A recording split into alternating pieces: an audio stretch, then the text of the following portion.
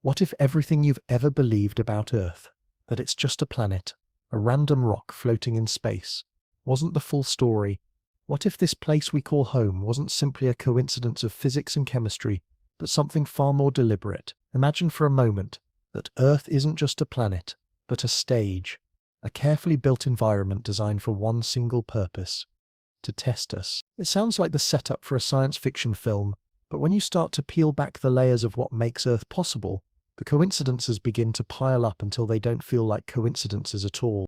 Earth spins at just the right speed, tilted at just the right angle, balanced perfectly in the so-called Goldilocks zone, where it's not too hot, not too cold, but just right for life. Its magnetic field shields us from deadly solar radiation, its atmosphere provides both oxygen and protection, and its oceans stabilize temperatures across the globe.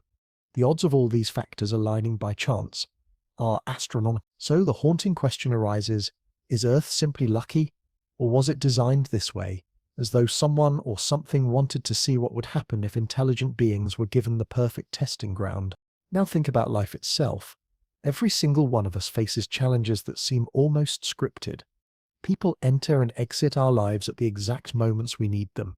Tragedies strike just when we grow too comfortable, and opportunities appear at the crossroads of our hardest choices.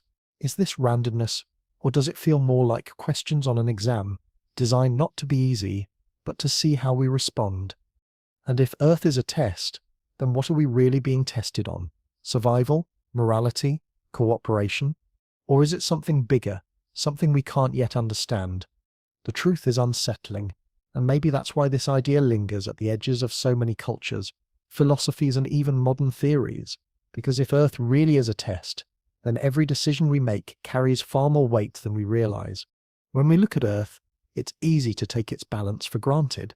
The sun rises and sets, seasons shift like clockwork, and life thrives in an endless variety of forms. But the deeper you examine the details of this planet, the stranger it becomes. Everything about Earth seems almost too perfect, too finely tuned, as though the universe itself conspired to create the conditions we live in today. Scientists call it the Goldilocks principle. Not too hot, not too cold, but just right. Yet the more we understand how delicate these balances are, the more it feels like Earth is less of an accident and more of a design. And that's where the unsettling possibility begins to creep in. What if this so-called balance isn't random at all, but deliberate? What if Earth itself was constructed as a kind of test site, an environment carefully calibrated to see how intelligent life would perform under just the right conditions? Let's start with something as basic as our distance from the Sun. Earth orbits in a narrow band known as the habitable zone. If we were even slightly closer, the oceans would boil, stripping away our atmosphere like what happened to Venus. A little farther away, and Earth would become an icy wasteland like Mars. The window of habitability is shockingly small, yet Earth sits right in the sweet spot. It isn't just the distance, it's the elliptical orbit, nearly circular, that keeps our temperatures stable rather than swinging wildly between extremes. It's the tilt of Earth's axis at 23.5 degrees, giving us seasons that regulate life cycles and agriculture. Even the moon plays a role. Without it, Earth's tilt would wobble chaotically, destabilizing climates and making long-term survival almost impossible. That raises a provocative question. How did all these factors line up so neatly? Was it blind chance, or the equivalent of an exam proctor setting the conditions of a test? The magnetic field adds another layer to this puzzle. Deep within Earth, a molten iron core generates a shield that protects us from deadly solar radiation. Without it, the atmosphere would have been stripped away long ago, leaving Earth barren. Mars once had water, rivers, and maybe even life, but when its core cooled and its magnetic field collapsed, the solar wind blasted it into a frozen desert. Earth avoided that fate, and not just by a little. It maintained a magnetic bubble precisely strong enough to guard life for billions of years. For those who see Earth as a deliberate design, the magnetic field is like the invisible fence around a playground, unseen, but absolutely crucial for the experiment to continue. And then there's the atmosphere itself. Breathe in for a moment and consider the cocktail of gases that fill your lungs. 78% nitrogen, 21% oxygen, with just the right trace amounts of carbon dioxide, argon, and other gases. If oxygen were a little higher, Fires would rage uncontrollably, burning forests and cities to ash. If it were lower, complex life like us wouldn't survive. The composition of the air is balanced on a razor's edge. Plants and animals form a feedback loop that keeps this balance steady, as if the test were designed so that cooperation between species is required for the system to function. If Earth is a test, oxygen may be one of the exam questions. Can life learn to sustain itself by working together, or will it tip the balance into collapse? Water, too, plays into this mystery.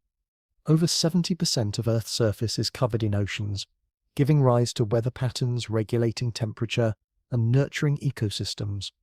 Unlike other planets, Earth's water is abundant and stable, cycling endlessly through evaporation, condensation, and rainfall. Scientists still debate how all this water arrived here. Was it delivered by comets and asteroids, or formed from deep within Earth itself?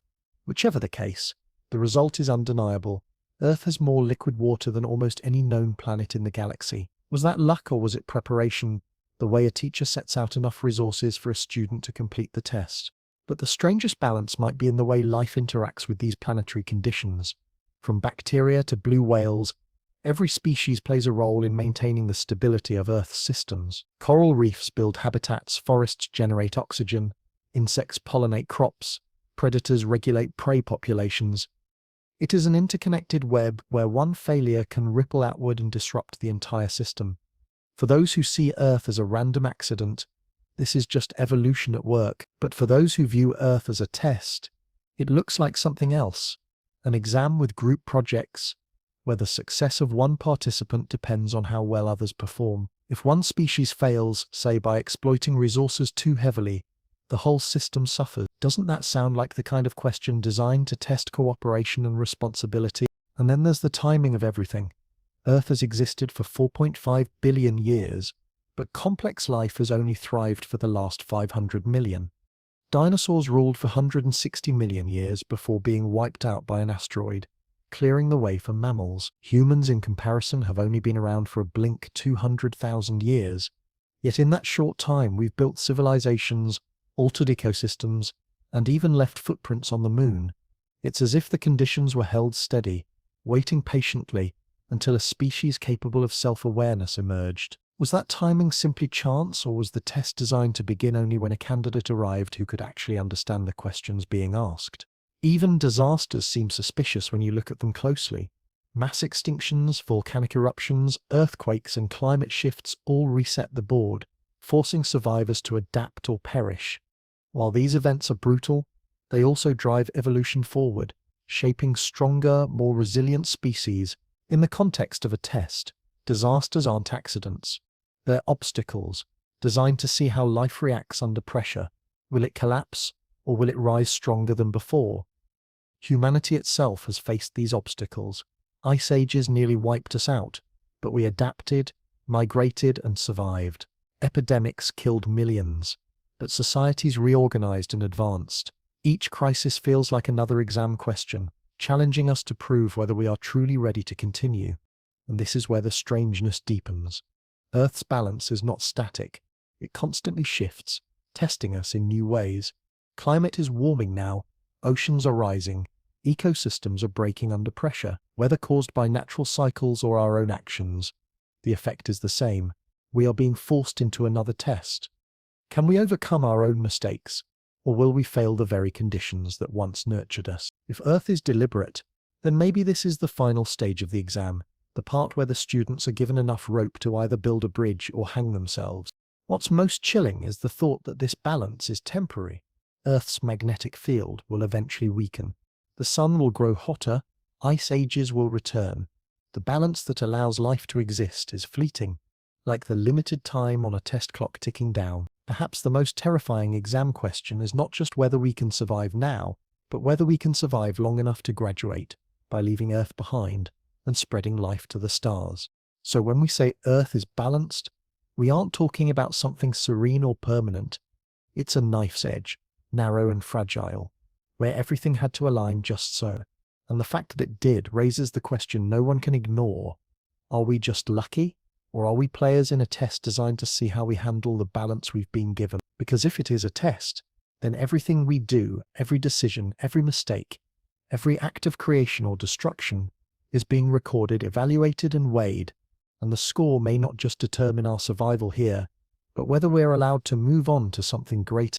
If Earth really is a test, then what exactly are the questions we're supposed to answer? On the surface, it might seem obvious. Survival. Find food, build shelter, stay alive. But survival alone doesn't explain the strange, layered challenges that keep appearing in our story as a species. The questions hidden in Earth's design are not simple yes or no riddles. They are complex, evolving puzzles that force us to grow in ways we might never have chosen on our own. And the deeper you look, the more these questions reveal themselves like trick exam problems, designed not to test what we know but who we are. The first hidden question is about cooperation. From the very beginning, humans were weak compared to the beasts that roamed the land. We had no claws sharp enough to tear apart prey, no hides thick enough to endure the cold, no speed to outrun predators. Alone, we were vulnerable, but together we were unstoppable. When small tribes learned to hunt as a group, sharing roles and relying on each other, survival became possible. It was as if the planet itself was asking, will you learn to work together, or will you vanish? This test didn't stop with survival, it grew with us. Villages became cities, cities became nations, and every time the stakes grew higher, the question repeated itself in new forms. Can we cooperate to build civilizations without tearing each other apart? Can we share resources without falling into endless conflicts? It's a question Earth forces us to face again and again, because the moment we forget it, famine, war, and collapse arrive to remind us. The second hidden question lies in adaptation. Earth is not a stable classroom. It is a shifting environment full of surprises. Ice ages froze entire continents. Deserts swallowed fertile lands, and seas rose and fell across the centuries. Each time, humanity was pushed to adapt or perish. And adaptation is not just physical, it is intellectual and emotional. When the climate grew colder, we invented fire and clothing. When resources ran scarce, we created trade. When predators threatened us, we developed weapons. The hidden exam problem wasn't, can you survive right now, but can you transform yourself fast enough to meet a changing world? Even today, as we face climate change, pandemics, and technological upheaval, this same question stares us in the face. The planet shifts the rules of the game, and we are forced to evolve. If Earth is a test, then maybe the most repeated question in its book is this: can you keep up with change? The third hidden question is morality. Unlike animals, humans are self-aware enough to understand the impact of their choices. We know that what we do ripples outward, affecting not just ourselves but entire communities, ecosystems, and future generations. And Earth is full of temptations designed to test this awareness. We can burn forests for quick gain, but the soil will turn barren. We can fish oceans without restraint, but collapse follows. We can invent weapons powerful enough to annihilate millions, but then we must decide whether to use them. In this sense, Earth's resources aren't just gifts, they are traps, waiting to expose our greed, selfishness, or wisdom. The hidden question behind every choice is, will you choose short-term power or long-term survival? And the way humanity answers this question might be the ultimate key to whether the test ends in success or failure. The fourth hidden question is about curiosity. Other species survive without asking questions about their existence. They live, breed, die, and the cycle continues. Humans, however, are restless. We look at the stars and wonder where we came from. We split atoms to understand the building blocks of reality. We send probes into deep space, searching for answers to mysteries we can't yet frame. Curiosity is dangerous, though, because it leads to both creation and destruction. The same knowledge that gave us medicine also gave us nuclear bombs. The same curiosity that let us explore space also risks us destabilizing our planet with unchecked technology. Earth seems designed to test this relentless drive. Will curiosity lead us to wisdom or to self-destruction? The question is not whether we'll seek answers, but whether we'll survive what we find. Then there is the question of resilience. Disasters have always struck Earth. Meteors, plagues, supervolcanoes, earthquakes, tsunamis, each one has been like a sudden essay question thrown into the exam, testing not just our strength, but our will to rise again. Time and again, life on Earth has been reset, but life continues. Humanity in particular has been pushed to the edge, reduced to tiny populations, scattered and starving, yet we endure. If Earth is a test, resilience is the question that determines whether we can recover when everything seems lost. The haunting part of this test is that it never ends. There is always another disaster waiting, another tragedy on the horizon. It's as if Earth is constantly asking, how many times can you fall before you no longer stand back up? And perhaps the most chilling hidden question of all is about responsibility.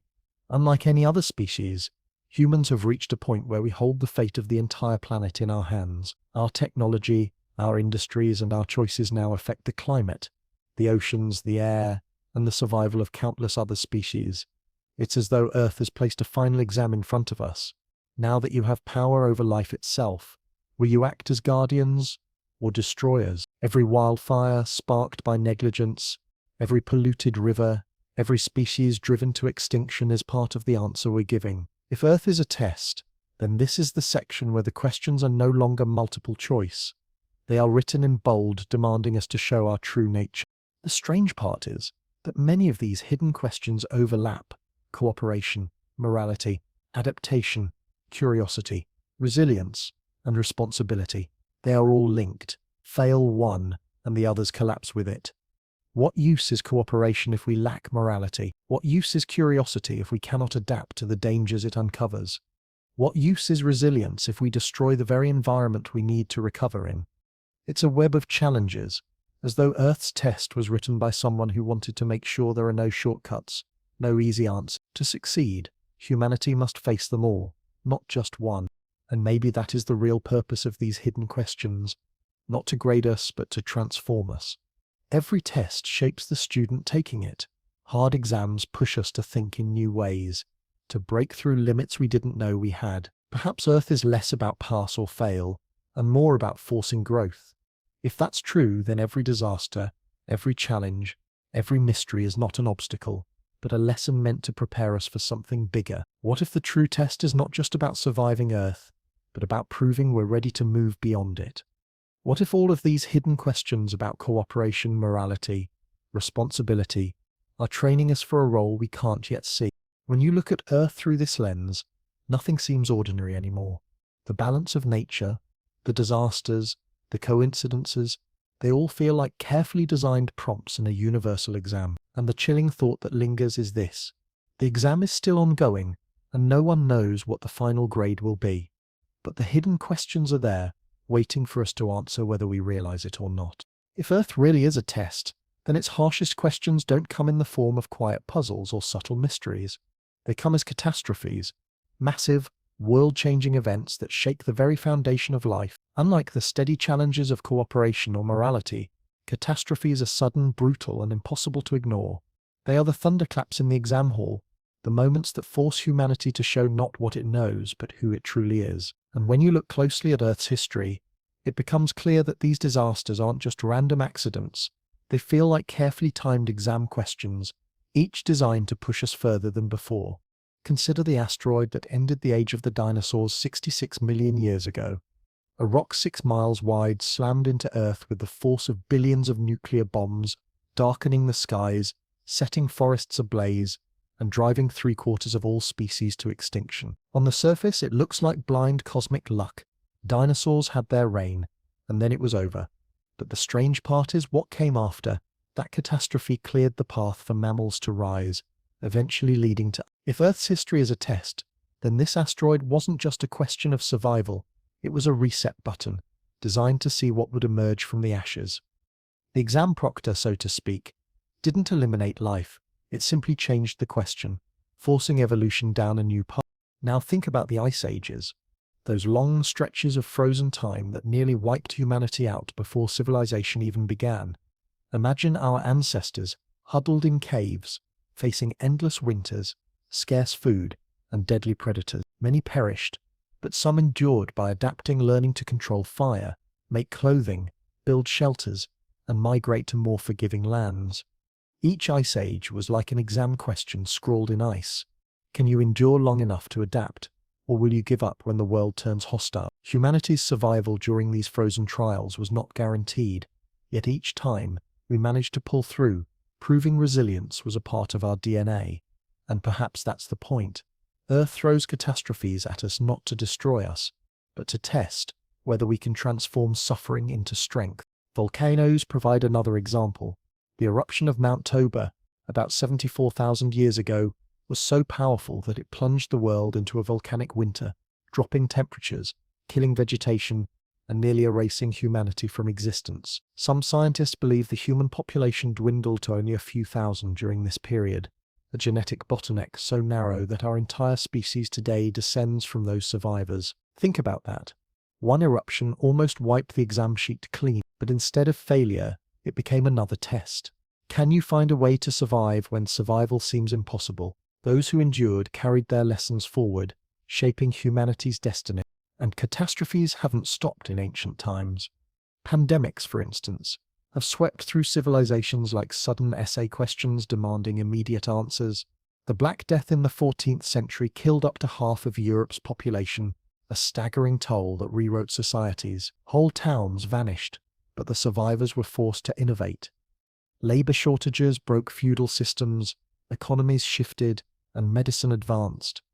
Every pandemic has been a cruel but transformative exam question. Can you learn enough from this to be stronger next time? Today's challenges with global diseases echo that same test, but with the stakes magnified by how connected we've become. Earthquakes, tsunamis, and hurricanes all follow the same unsettling pattern. They strike suddenly, destroy what we've built, and leave us scrambling to rebuild. The Great Lisbon earthquake of 1755 not only reduced a city to rubble, but also forced people to rethink science, religion, and the nature of disasters. Catastrophes like these aren't just physical. They test our minds, our beliefs, and our willingness to learn from chaos. Each one is like a teacher scribbling in the margins. You didn't prepare enough, try again. The more we examine these catastrophes, the more they look like escalating questions in a test that grows harder as we advance. Early humans faced predators, famine, and climate shifts. Later, as we grew stronger, the questions changed. Wars, plagues, and natural disasters. And now, in the modern age, the exam has reached a terrifying level where some of the catastrophes are of our own making. Nuclear weapons, climate change, pollution, and artificial intelligence. These are disasters we created, but they are no less catastrophic than asteroids or volcanoes. If Earth is testing us, perhaps this is the final section of the exam. Can you survive not just the planet's fury, but your own? What's particularly chilling is that catastrophes don't just test individuals, they test humanity as a whole. A famine can be survived by one group hoarding food, but what about everyone else?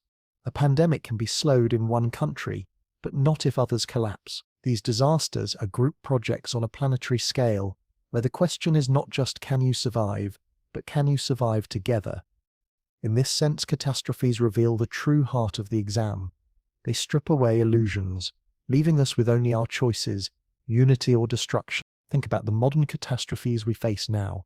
Rising seas threaten to swallow coastal cities. Storms grow stronger. Fires burn hotter. Diseases spread faster. These are not accidents. They are the new exam questions we've been handed, the kind where the teacher isn't giving multiple choice answers anymore. These are open-ended essays with only two possible grades, survival or extinction. And the more we fail to take them seriously, the more severe the questions become.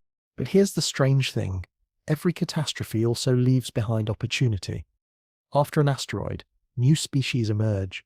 After a plague, societies restructure. After a disaster, innovation explodes. It's almost as if Earth never intended the exam to be impossible. The catastrophes aren't meant to end life, but to reshape it, to see whether life can grow stronger through adversity.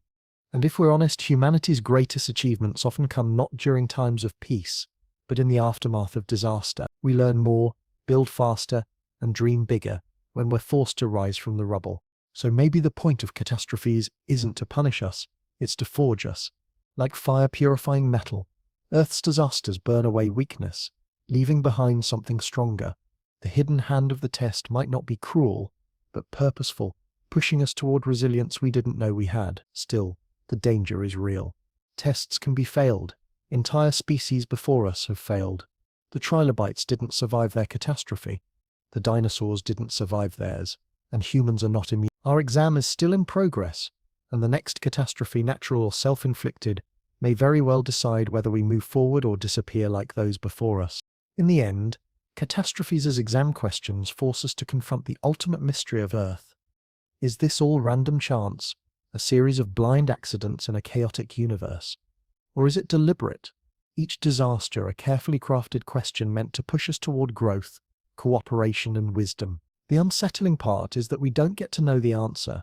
We can only keep taking the test, catastrophe after catastrophe, hoping that when the final question comes, we'll be ready. Civilization is often portrayed as humanity's greatest triumph, the proof that we've risen above mere survival and carved order out of chaos. But when you strip away the pride and the monuments, civilization looks less like a steady climb and more like a tightrope walk across an abyss. Every step fragile, every advance one misstep away from collapse. If Earth is truly a test, then the building of civilizations is perhaps its most deceptive exam question, because it tempts us with stability while quietly reminding us how fragile our progress really is. Think about how civilizations began.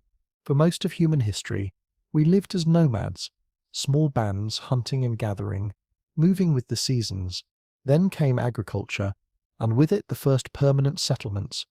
Suddenly, humans weren't just surviving, they were building. Villages grew into cities, cities into empires, and along the way came writing, laws, religion, art, and architecture. At first glance, it looks like the test was passed with flying colors. We created order where there was none. But if you look closer, every civilization carried within it the seeds of its own destruction. Take Mesopotamia, often called the cradle of civilization.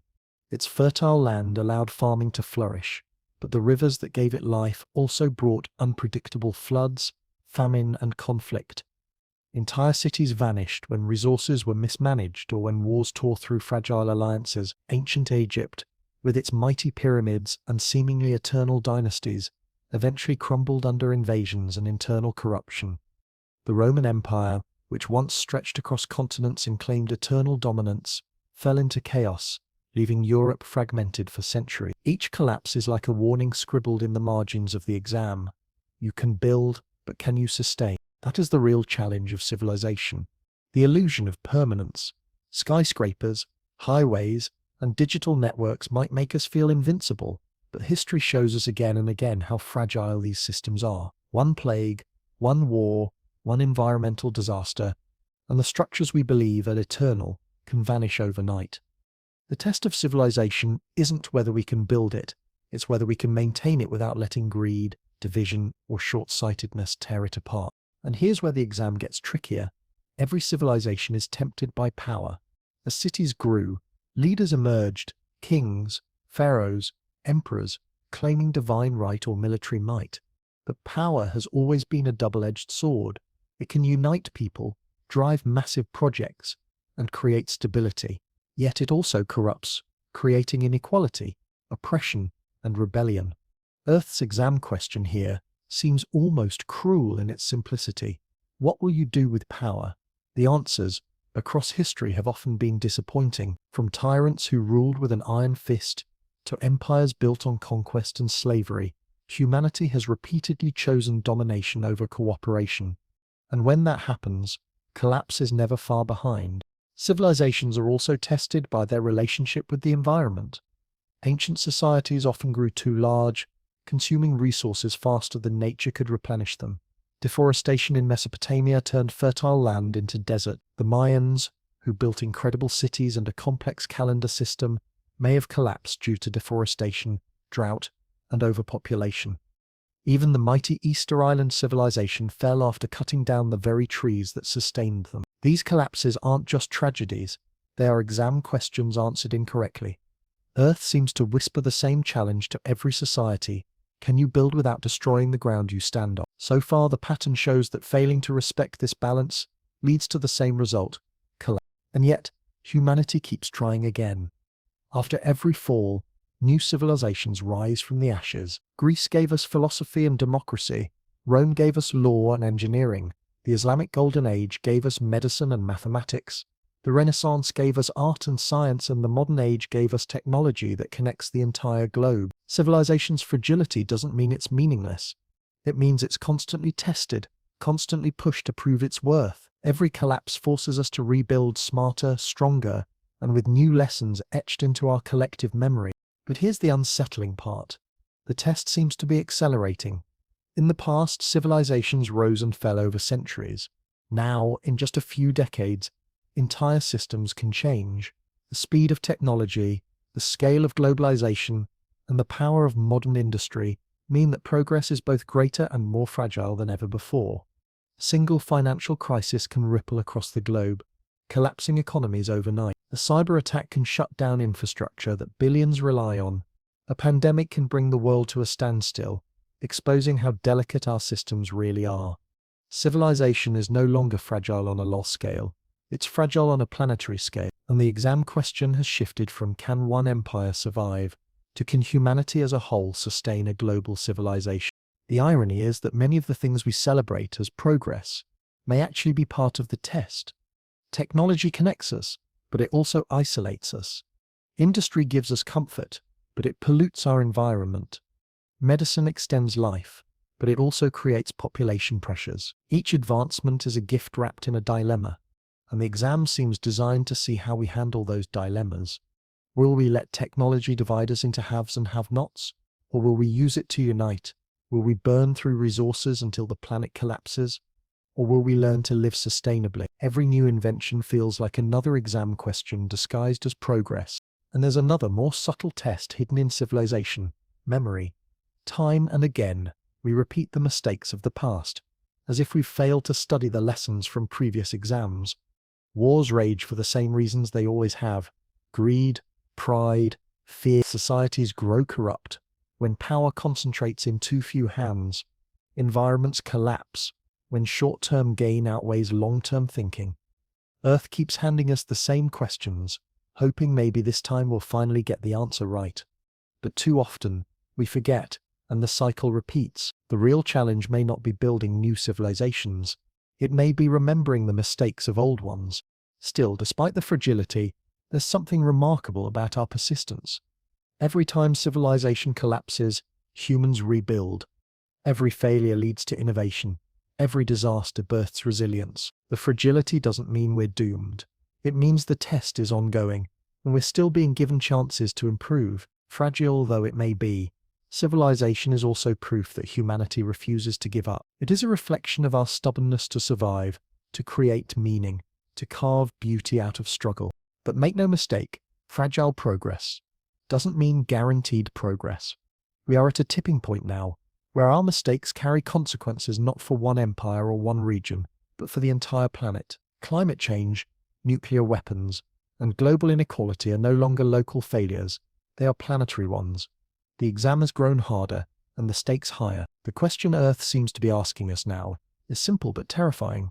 Can you build a civilization that lasts, not for centuries but for millennia? The answer to that question will determine whether humanity is truly ready to pass the test, or whether we will become just another failed civilization etched into Earth's history. So when we look at our skyscrapers, our satellites, our sprawling cities, we should remember that they are not signs of invincibility.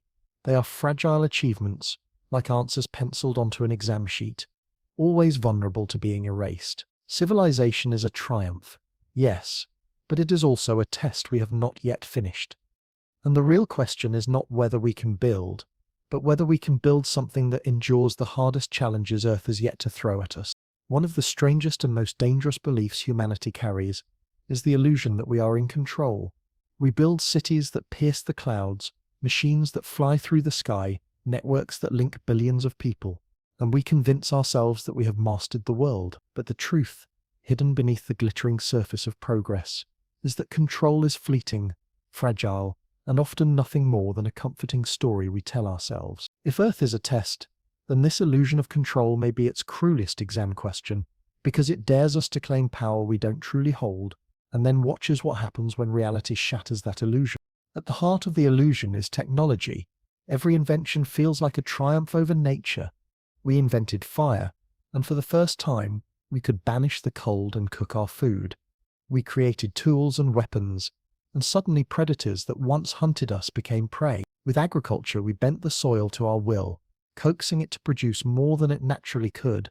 Later, we built machines to plow fields, dams to control rivers, and engines to cross oceans. Each step reinforced the belief that humans were no longer subject to nature's mercy, we were masters of it. But the illusion cracks the moment we look closely. Fire burns out of control and destroys forests. Agriculture depletes the land and invites famine. Dams disrupt ecosystems and flood villages. Technology does not give us control, it simply shifts the balance, creating new vulnerabilities as fast as it solves old ones. Consider climate change. For centuries, humanity celebrated the burning of coal, oil, and gas as proof of our control over energy. We lit up the night, powered factories, built cars, and fueled the engines of progress. But that same triumph has now revealed its hidden cost. Rising seas, devastating storms, spreading deserts. These are not signs of control, but reminders that the Earth itself responds to our choices in ways we cannot predict or manage. The illusion of control collapses when the very power we thought we wielded turns against us. Earth seems to be asking, did you really think you could control me without consequence? The illusion extends beyond nature to our own societies. We create governments, laws, and armies, believing they can enforce order forever, yet history shows us otherwise. Empires rise with confidence, claiming eternal rule, only to fall within centuries. The Roman Empire declared itself unbreakable, yet it fractured under corruption and invasion. The Soviet Union boasted of eternal strength, yet collapsed in a matter of years. Even modern nations, with their weapons, surveillance, and wealth, remain vulnerable to unrest, collapse, or sudden change. The illusion of control in politics is a fragile mask, and Earth's test seems to include this reminder: order is temporary, chaos is always waiting. The most chilling form of this illusion lies in our belief that we can control life itself. Advances in medicine, genetics, and biotechnology give us the sense that we can extend life indefinitely, cure any disease, even rewrite our DNA. But no matter how far we go, death remains undefeated. Plagues still emerge, sometimes from the smallest and most artistic corners of nature, humbling us in an instant. The COVID-19 pandemic was a stark reminder of this. A microscopic virus, invisible to the eye, brought global civilization to its knees, shutting down economies, overwhelming hospitals, and exposing how little control we truly had. The more we thought we mastered biology, the more obvious it became that nature can always surprise us with a question we weren't prepared to answer. The illusion of control also shows itself in our attempts to predict the future. Economists build models, scientists chart probabilities, politicians make promises, but the world rarely follows the script. Stock markets crash overnight. Natural disasters strike without warning. Revolutions erupt suddenly. Time and again, events remind us that the future is unknowable, and that every system we create to forecast it is just another fragile answer written in pencil on the exam sheet, vulnerable to being erased by the unexpected. If Earth is testing us, perhaps this is one of its most frustrating questions. How do you plan for the unknown? Even on a personal level, the illusion of control haunts us. We plan our careers, families, and futures, imagining we are the authors of our lives. Yet accidents, illnesses, and tragedies can derail everything in an instant. One phone call can change the course of a lifetime. A single event, a car crash, a diagnosis, a betrayal, can shatter carefully constructed plans. On an individual scale, as much as on a global one, control is always temporary, always vulnerable. Earth's exam seems designed to remind us that certainty is never guaranteed, and humility may be the real lesson hidden in this question. But why would Earth, or whatever intelligence lies behind the test, design such a cruel exam? Maybe it's not cruelty at all. Maybe the illusion of control is meant to teach us something vital, that power without wisdom is dangerous, and that humility is necessary for survival. If we truly controlled everything, there would be no growth, no challenge, no need for resilience. The illusion forces us to grapple with the limits of our power, to remember that we are part of a larger system we don't fully understand. It is a question designed not to humiliate us, but to keep us from becoming arrogant enough to destroy ourselves. Of course, the irony is that humanity rarely learns this lesson. Time and again, we fall for the same illusion. We build cities in flood zones and act surprised when the waters rise. We create economic bubbles and act shocked when they burst. We arm ourselves with weapons too powerful to safely wield then pretend we can keep them under control forever. The illusion is seductive because it flatters us, makes us believe we are gods instead of fragile creatures on a fragile world. And Earth, as if aware of this, keeps reminding us of the truth through disasters, collapses, and crises that rip the mask away. Yet, the illusion is not all bad. Believing we have control has driven us to explore, to invent, to reach beyond what seemed possible. Without that illusion, maybe we would never have left our caves, never built cities, never reached for the stars. Perhaps the illusion of control is both the trap and the lesson. It drives us forward, then humbles us when we overreach. It tests not just our intelligence, but our ability to recognize our own limitation. In this way, the illusion itself becomes part of the exam. Can you pursue power without letting it blind you? Can you act boldly while remembering that control is never absolute? Right now, humanity stands at a crossroads defined by this illusion. We wield technology that can either save or destroy us. We hold resources that can either sustain or exhaust the planet. We possess knowledge that can either unite us or divide us forever. And yet, for all our power, one volcanic eruption, one asteroid, or one global conflict could end it all. The illusion of control tempts us to believe we are invincible, but the truth whispers otherwise. If Earth is the exam hall, this may be the hardest question we face. Can you learn to live with the illusion without letting it destroy you? Because maybe control was never the point. Maybe the real test is not whether we can dominate Earth, but whether we can coexist with it, respecting its power while still reaching for our potential. That balance between ambition and humility may be the true answer Earth has been asking us to discover all along. And until we learn it, the illusion will continue to haunt us, shaping our choices, our failures, and our fragile progress. If Earth is a test, then nature itself is the exam paper, and the warnings it gives us are like scribbled hints in the margins, clues we often overlook until it's too late. These warnings aren't loud announcements, they are subtle, persistent signals written in the language of storms, forests, oceans, and animals. And yet, for all their clarity, humanity has a habit of ignoring them, pretending they're coincidences or inconveniences until the consequences grow too large to escape. The terrifying part is that the warnings aren't random. They seem designed to escalate, growing louder every time we fail to respond. If the test has a grading system, nature's warnings might be the red marks showing where we've gone wrong, daring us to either correct our mistakes or face failure on a scale we can't imagine. Think about earthquakes. For centuries, the ground beneath our feet has shaken without warning, toppling buildings, swallowing entire cities, and reminding us that even the solid earth is alive with hidden fury. Every tremor is a warning. The crust we depend on is fragile, floating on restless molten rock. The San Andreas Fault in California groans with tension, and scientists say it's overdue for a massive rupture. Small quakes come like whispers, urging us to prepare, but instead of listening, cities grow larger, populations denser, and infrastructures more vulnerable. It's as if Earth is nudging us, saying, "I've given you plenty of notice. What will you do with it?" And every time we fail to act, the next warning grows harsher. The oceans, too, are full of silent warnings. Rising temperatures melt glaciers at alarming rates, raising sea levels inch by inch. Coral reefs, once bursting with color and life, are bleaching into ghostly skeletons. Fish species vanish as waters grow warmer and more acidic. These aren't random events. They are messages, test questions written in waves and tides. Will you recognize the danger before the floodwaters rise? But instead of heeding the signals, we continue to pollute, overfish, and warm the seas. When hurricanes strike harder, when coastal cities flood, it's not as if Earth didn't warn us. It's that we refuse to read the writing on the wall. Forests give their own warnings.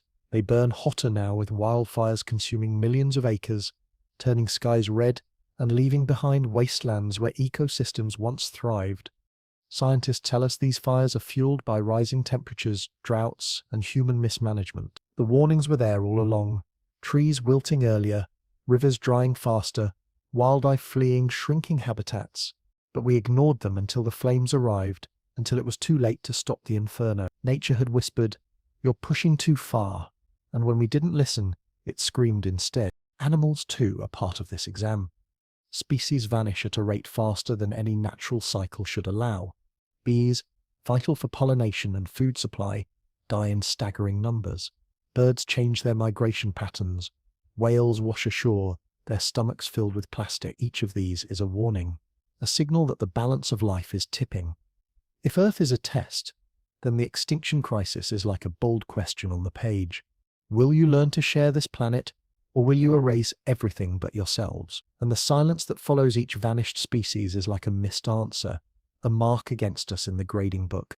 Weather patterns are another form of Earth's warnings, written in storms, droughts, and floods. Heat waves grow deadlier, killing thousands in cities unprepared for the rising temperatures. Storms intensify, ripping apart coastlines, while droughts parch farmland until nothing grows. None of this is subtle. The warnings are plain, the questions blunt. Can you adapt before I change faster than you can handle? But humans cling to the illusion of stability, building cities in floodplains, planting crops in dry lands, and acting as though the exam questions won't apply to us. Yet every disaster is a reminder that the questions don't go away just because we ignore them. They only get harder. But the strangest warnings come not from the surface but from the invisible systems that keep Earth alive. The magnetic field, which shields us from deadly solar radiation, is weakening faster than ever before, shifting the poles in ways scientists don't fully understand. No one knows what will happen if it collapses, only that the consequences could be catastrophic. It's as though the planet itself is flashing a warning sign. This shield won't last forever. What will you do when it fades? And the unsettling part is that we may already be seeing hints, from strange animal migrations to satellite malfunctions, yet most of us live oblivious, unaware that the very shield above us is sending silent warnings of a change that could redefine life. The climate itself is perhaps the loudest warning of all. Glaciers melt, seas rise, storms intensify, and yet we still argue whether the danger is real.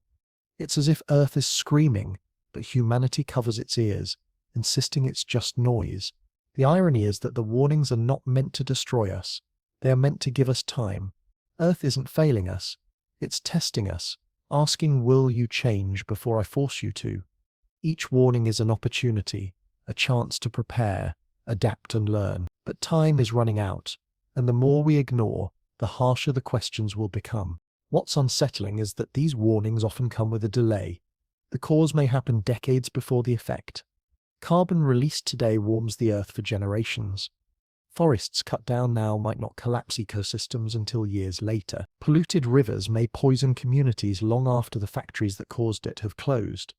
This delay is part of the test, perhaps the cruelest part, because it forces us to act not on immediate consequences, but on foresight and responsibility. It asks, can you change before the damage is obvious? And so far, humanity's answer has often been no. Yet there is hope hidden in these silent warnings. They are not final judgments. They are reminders, clues, even second chances. Earth doesn't simply unleash catastrophe without warning. The signs are always there for those who choose to see. The question is whether we will read them in time. Ancient civilizations that ignored these warnings vanished, swallowed by deserts, drowned by floods, or consumed by famine. But those who adapted, who listened, survived and thrived. The test has always been the same. Are you paying attention? Perhaps the strangest part is that we already know many of the answers. We know how to reduce pollution, protect ecosystems, and prepare for disasters. We have the knowledge, the technology, and the capacity to act. But the test isn't about knowing the answers.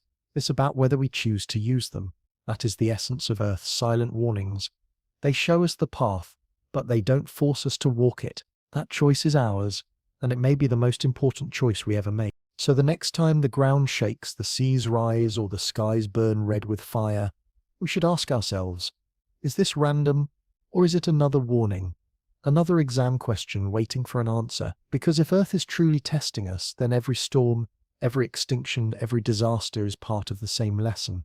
Whispered again and again, pay attention or pay the price. If Earth is the test, then perhaps the most complicated part of the exam isn't nature at all. It's us. Humanity has always been its own worst enemy, clashing not only with the planet, but with each other in ways that make survival harder than it needs to be. While the Earth shakes, storms and burns, we are often too distracted by our own conflicts, our own greed, and our own pride to pay attention to the warnings around us. It's almost as if the true test isn't about battling nature, but about whether humanity can overcome itself. And history, with all its bloodstains and ruins, shows that this has always been the hardest lesson to learn. Wars are the clearest example of humanity turning against itself. While civilizations rise with creativity, innovation, and community, they also fall when ambition turns to conquest and greed. From ancient empires that fought endless battles for land and resources, to modern wars fueled by ideology and profit, the story repeats itself again and again. Millions perish, cities crumble, and knowledge is lost. Not because Earth demanded it, but because humans chose destruction over cooperation. The test question has always been there, hidden in the rubble. Can you build without tearing down? Can you grow without consuming everything around you? And most often, the answer has been no. But war isn't the only battlefield. Even in times of peace, humanity finds ways to clash with itself. Politics becomes a game of division, neighbors turn against one another over belief or identity, and leaders rise by exploiting fear rather than fostering unity. Instead of preparing for Earth's real challenges, the storms, the quakes, the rising seas, humanity spends its energy in petty struggles, as though we are determined to sabotage ourselves before the planet even gets the chance. Every crisis that demands global unity is fractured by mistrust, competition, and selfishness. When Earth asks us to solve problems together, we often choose to argue instead. Greed might be the most destructive weapon of all.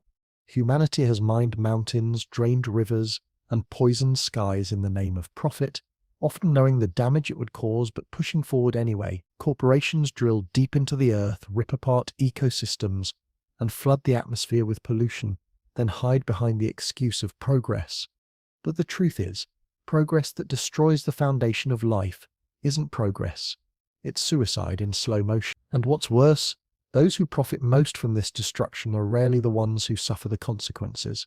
The poor, the marginalized, the powerless, they pay the price in famine, disease, and disaster. If this is the test, then greed is the trick question designed to expose whether we can ever put survival above wealth. Then there is ignorance, sometimes willful, sometimes born of fear.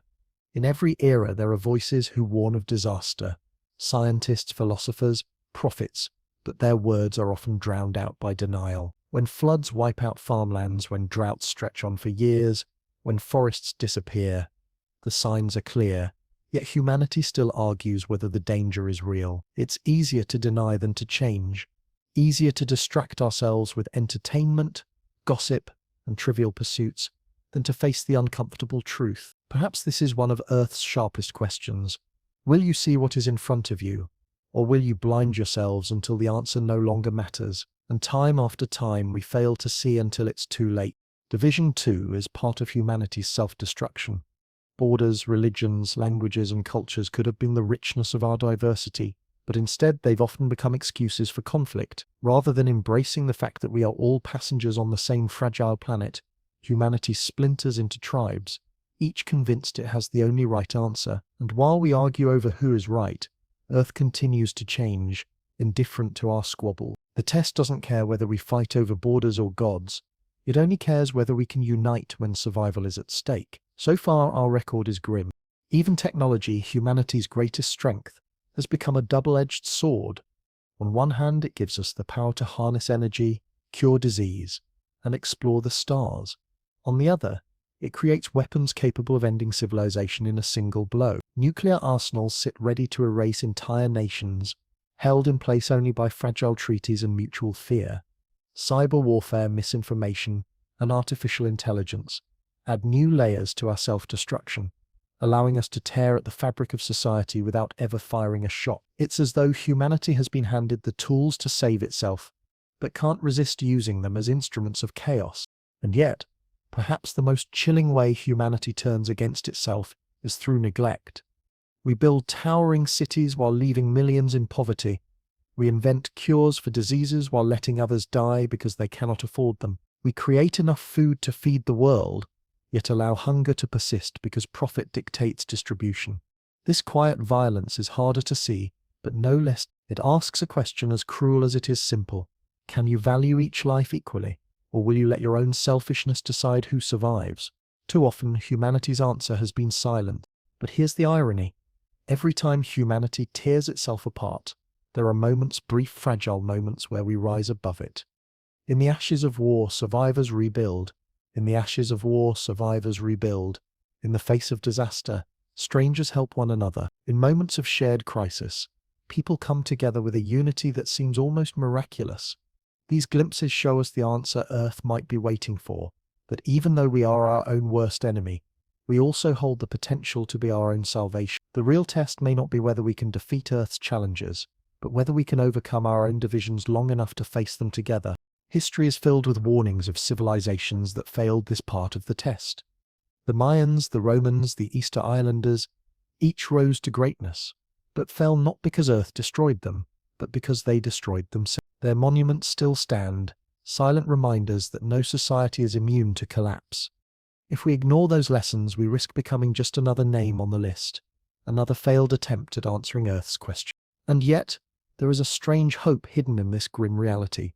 If humanity is the greatest danger to itself, then humanity is also the key to its survival.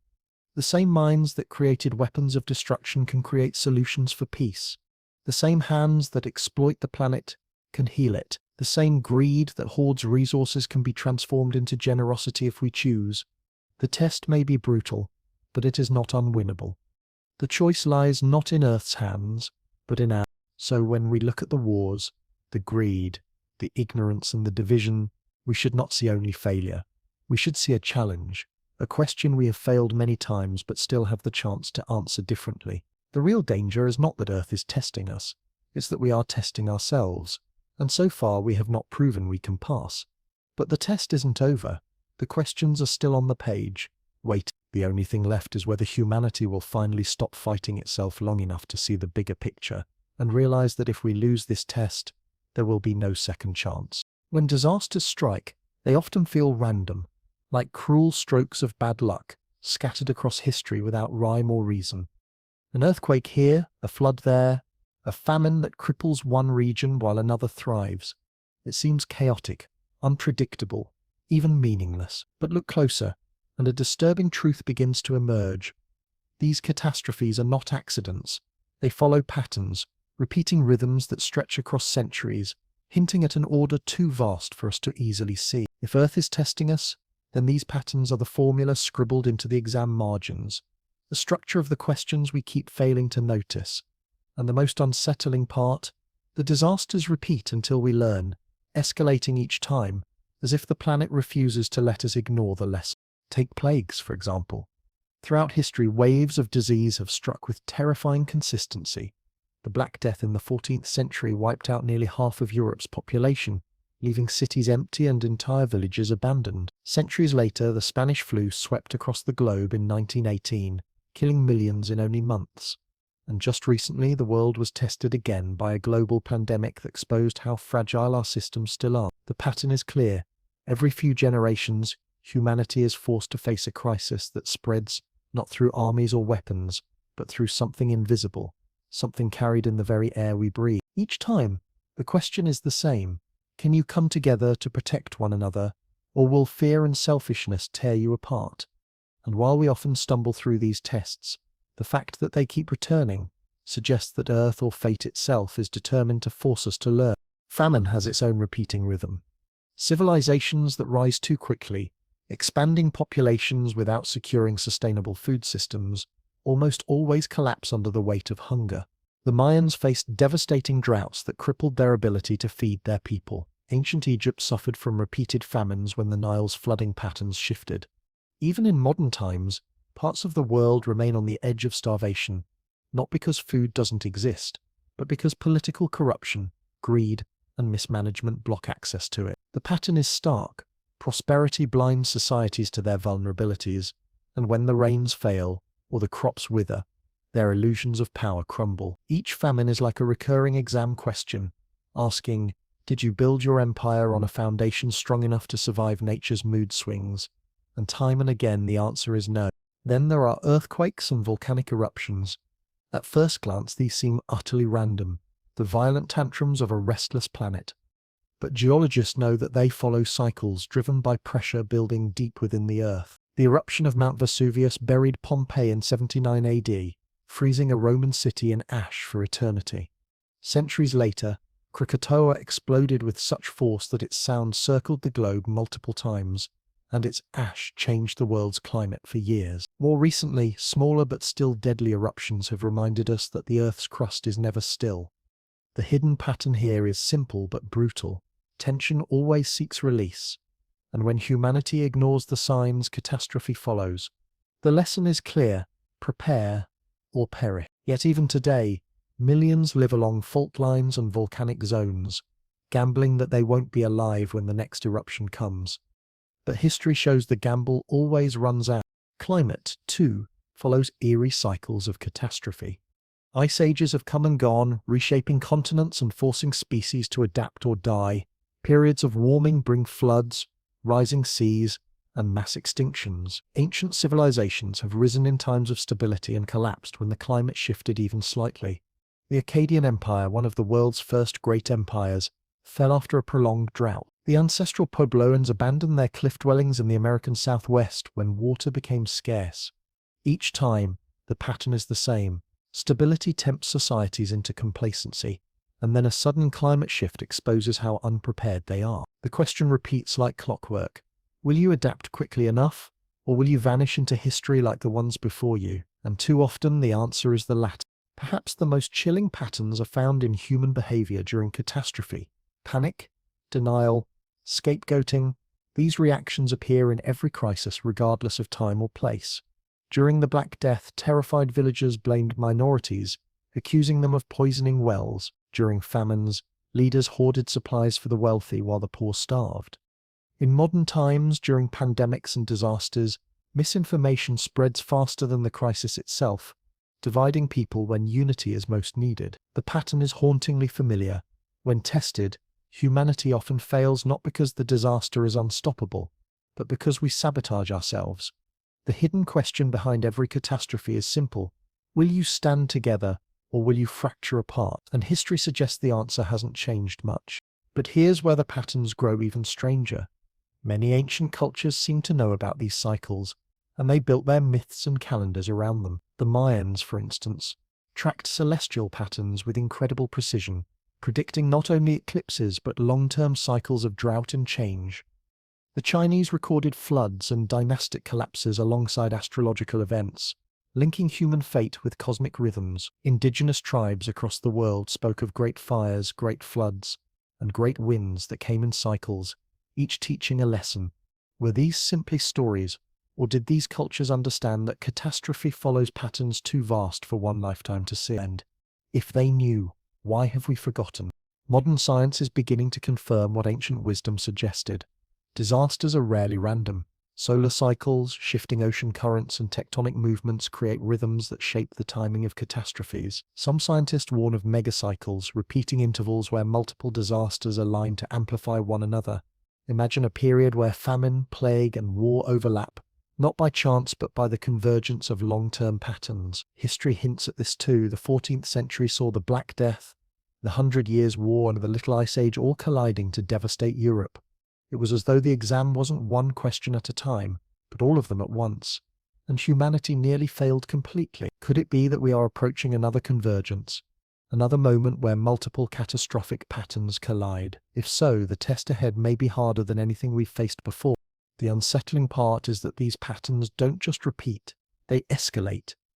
Each disaster seems larger, each crisis more global, as if the questions are growing harder over time. Plagues now spread faster because of global travel. Famines affect millions more because populations are larger and more interconnected. Climate shifts now threaten not just one empire but the entire planet, because humanity has altered the balance of the atmosphere itself. It's as if Earth is raising the stakes, turning the dial higher with each cycle, demanding, "You didn't learn last time, will you finally learn now?" And the longer we resist, the harsher the patterns become. Yet, hidden in these cycles is a chance. If disasters follow patterns, then they are not unknowable, they are predictable. Humanity has the ability to recognize them, to prepare, to act before the catastrophe strikes. Pandemics can be contained with foresight, food systems can be stabilized with planning, cities can be built to withstand earthquakes and floods. Climate change can be slowed with collective action. The patterns may be terrifying, but they are not impossible to navigate. The real question is not whether we can see them, it is whether we will choose to act on them. What makes this part of the test so brutal is that recognizing the patterns requires humility. It demands that humanity admit its vulnerability, its smallness in the face of cycles far greater than a single lifetime.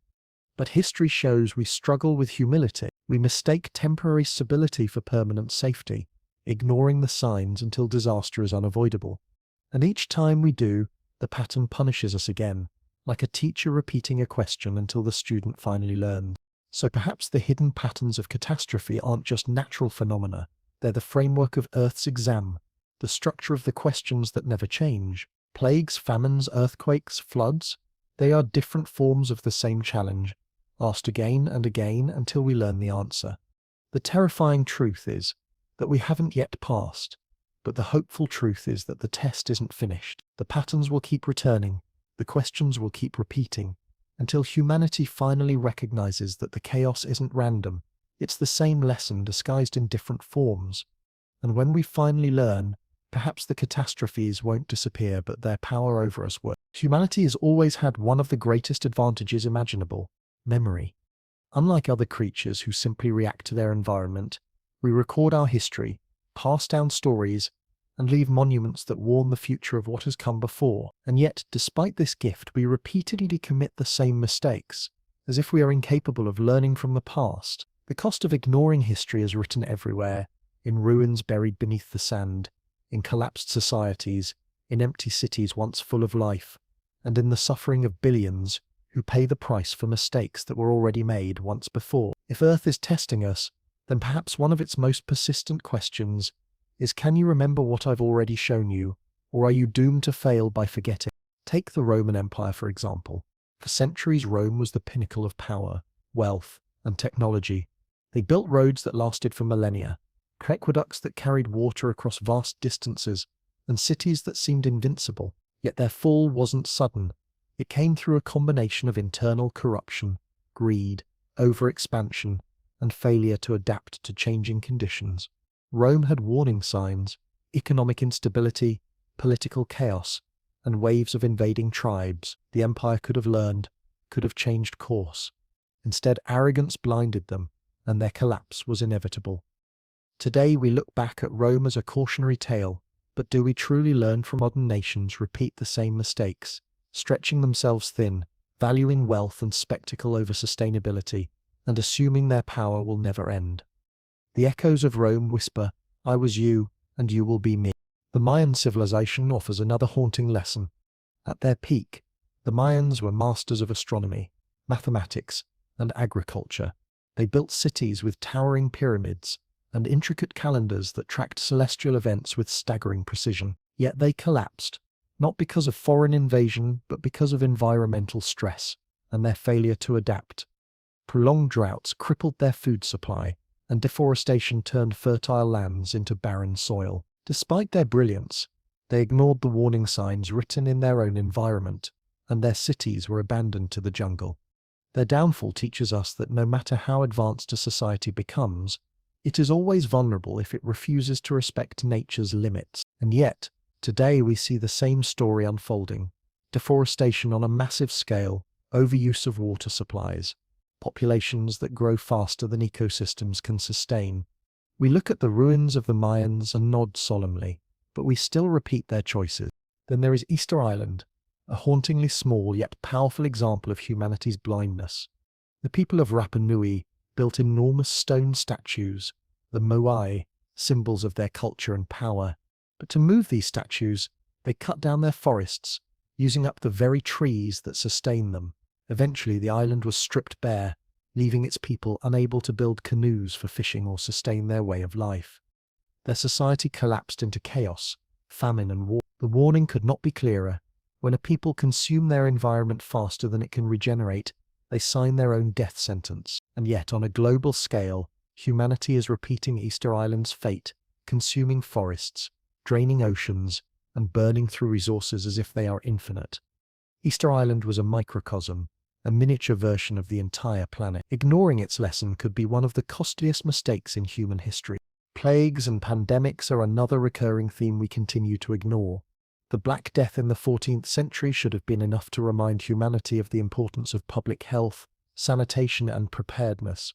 Yet centuries later, the Spanish flu struck with equal devastation, and in our own time, despite modern medicine and technology, we faced a global pandemic that once again exposed our fragility.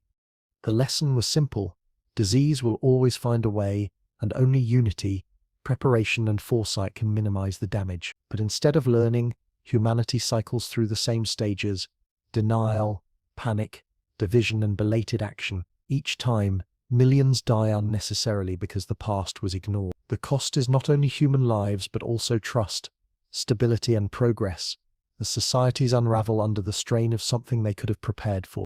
History also warns us about inequality, another destructive force that civilizations consistently ignore until it is too late.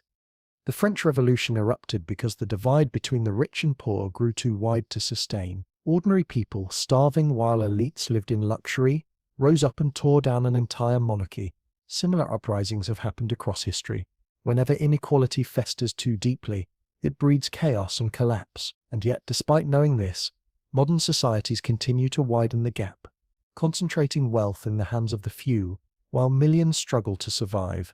The cost of ignoring this lesson isn't theoretical, it's inevitable. History shows again and again that when people are pushed too far, they fight back, and the results are always catastrophic. Even nature's warnings from the past are overlooked. Massive floods, droughts, and storms are recorded in ancient texts and oral traditions. The Epic of Gilgamesh speaks of a great flood, as do countless cultures across the world. These stories weren't just myths. They were records of real events passed down as warnings. Yet instead of treating them as guides, modern people dismiss them as folklore. We build cities on coastlines, ignoring the lessons of ancient floods. We drain rivers, ignoring the stories of famine. The cost of ignoring these ancient warnings is written every time a storm destroys a modern city or a drought leaves millions without food. The past spoke clearly. We simply refuse to listen. One of the greatest tragedies is that we don't just ignore the past, we erase it. Libraries are burned, records are lost, and history is rewritten by those in power. The burning of the Library of Alexandria, which contained untold knowledge of ancient civilizations, robbed humanity of centuries of wisdom. What lessons might have been preserved there about sustainability, medicine, or governance?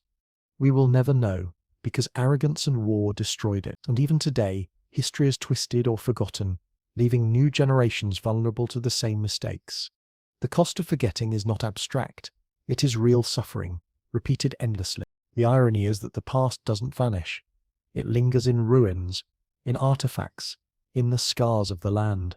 The deserts that were once fertile farmland, the collapsed cities reclaimed by jungle, the crumbling monuments, all of them are silent teachers, waiting for us to learn. But instead of listening, we treat them as tourist attractions, curiosities to marvel at, rather than urgent warnings to heed. The cost of ignoring the past isn't just failure, it's extinction, repeated endlessly until the lesson is finally learned.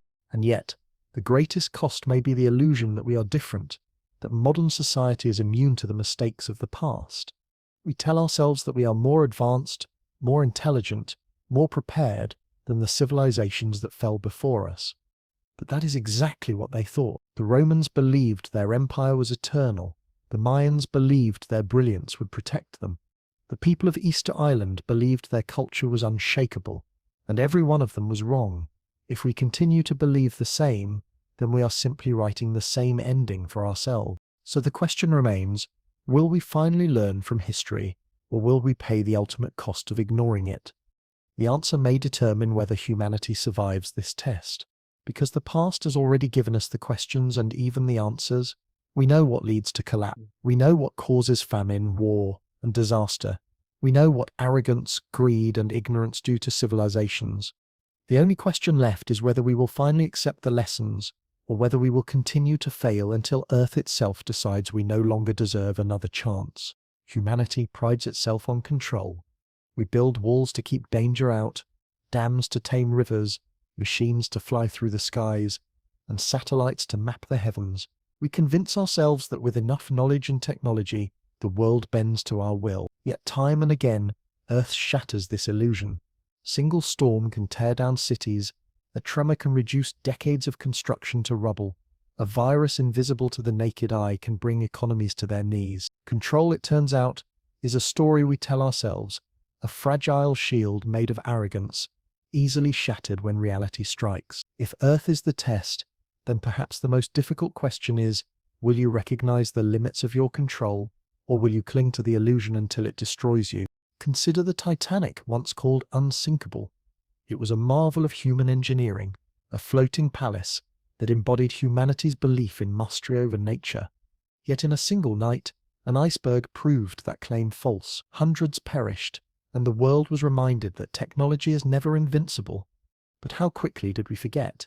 Today, we repeat the same arrogance with skyscrapers built in flood zones, cities sprawling along fault lines, and industries that assume nature will always yield to human design. We tell ourselves the structures are safe, the systems flawless, the risks accounted for, but disaster always finds the cracks in our confidence. The illusion of control is never more dangerous than when it is most convincing. The same illusion plays out in our attempts to control time and weather. We build calendars and schedules, structuring every moment of our lives, yet seasons shift, storms rise and droughts linger regardless of our plans. We try to seed clouds, divert rivers, and even discuss geoengineering the planet's climate, as though Earth is a machine with switches we can flip at will. But nature resists such domination.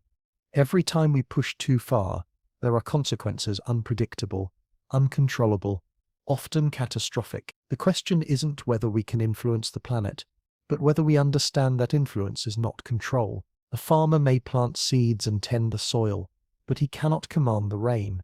Humanity forgets this at its peril. Even the digital age, where we believe data gives us mastery, is built on fragile illusions. We track every movement, predict trends, and simulate outcomes with powerful machines.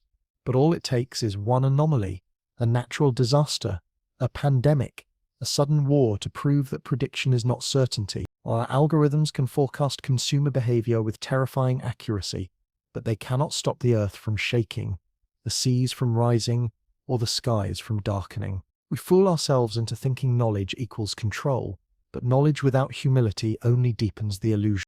The illusion extends to our own bodies. We invent medicine to cure disease, surgeries to extend life, and technology to replace failing organs. We imagine ourselves masters of biology, capable of defying death itself. But no matter how advanced we become, mortality still waits. Plagues remind us that control over health is partial at best. Aging reminds us that time cannot be conquered. We can delay, we can resist, but we cannot escape. Humanity spends fortunes chasing immortality, but perhaps this is the ultimate illusion, that control over life is possible, that death is not part of the test we were meant to accept. History is filled with the ruins of civilizations that believed control was absolute. The Mesopotamians built irrigation systems that allowed deserts to bloom, but over time, salt poisoned their fields, and their control turned to collapse. The Soviets once boasted of controlling nature itself, diverting rivers and reshaping landscapes, but their arrogance drained the Aral Sea, leaving behind a poisoned wasteland. Modern nations build massive dams, rewrote water, and drilled deep into the earth, convinced of their mastery. Yet every project leaves scars, and every scar eventually comes due. The more tightly we try to grasp control, the more violently nature tears it away. The illusion of control is perhaps most dangerous in the way it blinds us to humility. Instead of preparing for disaster, we believe we can prevent it entirely. Instead of respecting cycles, we attempt to rewrite them. Instead of seeing ourselves as part of Earth's system, we imagine ourselves above it. But when catastrophe arrives, when the storm hits, the flood rises, or the fire spreads, the truth is revealed in the most brutal way. We were never in control at all, and those who believed most strongly in control are often the least prepared to survive its collapse. Psychologically, the illusion of control comforts us. It allows us to sleep at night, to believe tomorrow will follow today's plan, to feel that our efforts are not at the mercy of randomness. Without it, life would seem unbearably fragile. But Earth's test doesn't care about comfort. It strips away illusions to see whether we can endure reality. When control vanishes, will we adapt? When the illusion breaks, will we learn humility? These are the real questions hidden in every catastrophe. And yet there is a paradox here. While total control is an illusion, partial control is real. Humanity does have power to influence its fate, to prepare, to mitigate, to adapt. We cannot command the tides, but we can build seawalls. We cannot prevent earthquakes, but we can design structures that withstand them. We cannot stop storms, but we can prepare communities to recover quickly. The illusion is not that we have no power, it's that we have more than we realize, but less than we believe. The balance between hubris and helplessness is the razor's edge we must walk. Lean too far toward arrogance, and nature will humble us. Lean too far toward despair, and we fail to use the power we do have. The test is not about seizing control, but about knowing its limit. The greatest danger of the illusion of control is that it makes us reckless. Believing we have conquered nature, we expand into fragile ecosystems, consume resources without restraint, and build fragile systems dependent on everything going right. We gamble with futures we cannot guarantee, as though nothing can go wrong. But history and science both remind us everything can go wrong, and often does. The question is not whether disaster will strike, but when and how prepared we will be when it does. Perhaps this is why Earth's test feels so cruel. It forces us to confront the truth that control is not the same as survival. The Titanic still sank, the empires still collapsed, the great machines still run, and one day even the mightiest of modern nations may crumble, not because they lacked intelligence, but because they believed too much in their own control. The test doesn't reward arrogance, it punishes it. The survivors are those who adapt, those who respect the forces beyond their grasp, those who recognize that mastery is an illusion but resilience is real. So the illusion of control is more than just arrogance, it is a trap. It lulls humanity into complacency, blinds us to risk, and makes every failure more catastrophic when it comes. But hidden within it is a chance for wisdom. If we can recognize the illusion for what it is, we may learn to act with humility, to prepare without pretending, to live with uncertainty instead of denying it. That may be the answer Earth is waiting for, the hidden key to passing the test. Not control, but acceptance. Not domination, but balance. Because in the end, the Earth is not ours to control. It was here before us, and it will be here after us. The storms, the quakes, the tides, they are reminders of our place, not as masters, but as guests. And if we continue to cling to the illusion that we can command them, then we will fail the test, just as countless civilizations before us have failed. But if we release the illusion, if we live not with control but with respect, then maybe, just maybe, we will have finally answered the question correctly. Every civilization, every species, every individual who has ever walked the earth has lived on a razor's edge, a thin, almost invisible line separating survival from collapse. It's a line so fragile that even the smallest change can push us across it. A bad harvest, a sudden storm, an outbreak of disease, or the wrong decision by a single leader has been enough, time and again, to transform prosperity into ruin. What's terrifying is not that collapse happens, it's how close survival and collapse always are. Humanity walks this line every day, often unaware of just how little it takes to tip the balance. And perhaps that's part of Earth's test, to see if we can recognize the edge beneath our feet before it crumbles away. Consider the ancestral Puebloans of North America, who thrived in the cliff dwellings of Mesa Verde and Chaco Canyon. For centuries, they built complex societies, traded across vast networks, and left behind architectural wonders that still astonish us today. But their survival was balanced on water, rainfall that sustained crops and communities. When drought struck, the delicate balance broke. Farming became impossible, resources dwindled, and conflict spread. What was once survival became collapse. Not because they lacked intelligence, but because the line they walked was thinner than they realized. Their story is echoed by countless others, a reminder that prosperity often disguises how fragile life really is. The same lesson can be seen in modern times. Global food systems, energy networks and economies seem vast and indestructible, yet they are built on fragile threads. Supply chains stretch across the planet, carrying resources from one side of the world to another. Cities depend on steady streams of water, electricity, and imported goods. It feels stable, but one disruption, whether from war, disaster, or disease, can ripple through the system like cracks spreading across glass. During recent global crises, we saw just how quickly shelves could empty, borders could close, and systems we thought unshakable could falter. Survival is always closer to collapse than we want to admit. History's greatest civilizations often fell because they failed to see how thin the line truly was. Rome depended on its vast territories to feed its people, but when corruption, war, and environmental decline converged, its systems broke down. The Egyptians thrived on the predictable flooding of the Nile, but when that rhythm changed, famine struck. The Khmer Empire built the stunning city of Angkor, sustained by intricate waterworks, but when droughts came, their elaborate system failed. Each believed their greatness made them untouchable, but greatness is no shield when survival is so delicately balanced. Collapse doesn't care about monuments or armies. It arrives when the line is crossed, and often without warning. Nature itself constantly tests this line. Animal populations swing between abundance and collapse. A species may thrive for centuries, then vanish when food sources shift. Predators adapt or climates change. Humanity is no different. For all our technology and intelligence, we are still subject to the same forces. Our survival depends on ecosystems, water, soil, and air. And when those are stressed, collapse isn't far behind. It's sobering to realize that our vast societies, with all their skyscrapers and machines, are as dependent on stable rainfall and fertile soil as the farmers who lived thousands of years ago. The line has not changed, only the scale of what stands to fall. But the line between survival and collapse is not only physical, it is psychological. In times of crisis, societies don't always fall because resources run out. They fall because fear, division, and panic turn neighbors into enemies. During famines, hoarding replaces sharing. During plagues, suspicion replaces trust. During disasters, the instinct for self-preservation overwhelms the instinct for community.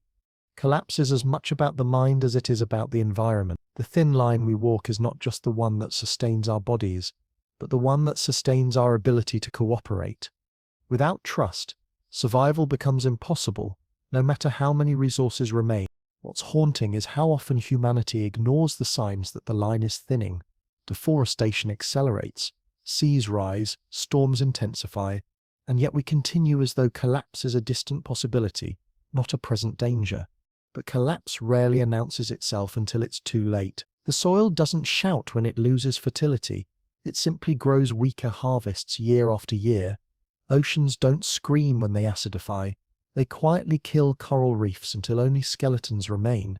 Collapse is often silent, creeping closer in whispers until the moment it roars, and by then the line has already been crossed. Technology has given us the illusion that the line no longer applies, but in truth, it has only made the balance more precarious. Nuclear weapons, for example, embody this paradox. They were built to ensure survival through deterrence, yet their very existence means collapse could come in an instant. The internet connects the world, creating resilience in communication, but it also spreads misinformation, destabilizing societies from within. Our tools are powerful, but they cut both ways, and the line they rest upon is thinner than ever. A single error, a single spark, can undo everything. And yet, survival and collapse are not always separate. They can exist side by side. In every disaster there are those who perish and those who endure. In every famine, some starve while others find ways to adapt. In every empire's fall, survivors scatter and build anew. The thin line doesn't end when collapse arrives. It shifts, redefining who can walk it and who cannot. Perhaps this is the cruelest part of the test. Survival is not guaranteed for all, but only for those who recognize the balance in time. Still, there is hope in this fragile truth. Because if survival and collapse are so close, then so too are despair and resilience. A single decision can make the difference. Community choosing to cooperate instead of divide, a leader choosing foresight instead of greed, a society choosing sustainability instead of exploitation. Just as collapse can come suddenly, so too can salvation, if the right choices are made. The line may be thin, but it is not unbreakable. It bends to our actions, even as it tests our resolve. The danger, of course, is believing the line will never snap. That is the arrogance that doomed past civilizations and threatens ours today. But if we accept its fragility, if we acknowledge that survival has always been precarious, then perhaps we can act with the humility and caution the test demands. Collapse is never inevitable. It is the result of choices repeated over time, ignored until they can no longer be undone. Survival, too, is a choice, but one that requires awareness, unity, and respect for limits. So the question remains, do we see the thin line, or are we blinded by the illusion of permanence? The ruins of history whisper the answer. The Mayans, the Romans, the Mesopotamians, all thought their survival assured until collapse proved otherwise. Their stories are not just about them, they are about us. They are warnings, reminders, lessons carved into stone and soil. Ignore them, and we will join them. Remember them, and perhaps we will finally learn to balance on the edge without falling. The thin line between survival and collapse has always been there, waiting, daring humanity to see it. The test is simple but brutal. Will we recognize the edge before it gives way, or will we walk blindly until we tumble into ruin? The answer will define not just our future, but whether humanity has truly learned the most important lesson Earth has ever asked. If Earth is the test, then every storm, every collapse, every rise and fall of civilizations has been a question written in fire, stone, and blood. From ancient ruins buried beneath sand to modern cities trembling under storms and quakes, the same lesson echoes across time. Survival is never guaranteed, and the exam never ends. What makes this test unlike any other is that the questions repeat themselves, reshaped in different forms, waiting for us to recognize the patterns. Famine, plague, war, climate, arrogance, these are not new. They are ancient questions posed again and again to every society, every generation, every individual. The tragedy of history is that we rarely recognize the repetition until it's too late. The hope of the present is that we still have a chance to answer differently. What makes this test so brutal is that the answers are not hidden. The ruins of past empires scream them. The scars in the land whisper them. The stories of survivors carry them forward. We know what greed does. We know what arrogance breeds. We know what happens when we consume more than nature can provide, when we divide instead of unite, when we believe control is absolute. The warnings have always been there, carved into history itself. The cost of ignoring them has always been collapse. And yet, despite this, humanity stumbles forward with a strange combination of brilliance and blindness, capable of miracles yet addicted to mistakes. Perhaps that is the true nature of the test, to see whether we can overcome not only Earth's challenges, but our own refusal to learn. Still, the exam is not yet over. The line between survival and collapse is thin, but it is not broken. Disasters will come, yes, but they are not the final word. They are reminders, signals, warnings. Each storm survived, each crisis endured, is another chance to learn, another opportunity to prepare. The test is merciless, but it is not without mercy because the questions repeat until we answer them. The past was a chance, the present is another. The future, if we choose wisely, could be the proof that we finally understood. Perhaps the most haunting truth is that Earth doesn't need us. The planet will go on with or without humanity, reshaping itself through cycles of destruction and rebirth, as it always has. We are not the center of the exam. We are merely the latest students to attempt it. Dinosaurs ruled for millions of years, only to vanish in a single catastrophic moment. Countless species have thrived and then disappeared, leaving only fossils behind. If we fail, we will simply join them, another layer of history buried beneath the soil. But unlike them, we have memory, we have history, we have warnings. That is our gift and our responsibility. So the conclusion is both terrifying and liberating. Earth will survive no matter what, but humanity's survival depends entirely on whether we finally learn. The exam questions have been written across millennia, and the answers are within reach. Humility, balance, respect for the limits of nature, unity in the face of disaster. These are not impossible. They are choices, waiting for us to make them. The test is not about perfection, but about recognition. Will we see the warnings before collapse? Will we adapt before arrogance consumes us? Will we remember before forgetting erases us? These are the questions, and the answers are still unwritten. In the end, the story of humanity will be decided not by Earth's power, but by our choices. The storms, the quakes, the plagues, the collapses, they are not punishments, but lessons. They will return as they always have, until we finally learn. And if we do, if we pass the test, then perhaps we will not only survive, but thrive, becoming the first species in history to recognize the exam for what it is and rise above it. The question now is simple, and it is the same question Earth has been asking since the beginning. Will you learn or will you vanish? The clock is ticking, the exam is underway, and the final grade has not yet been written.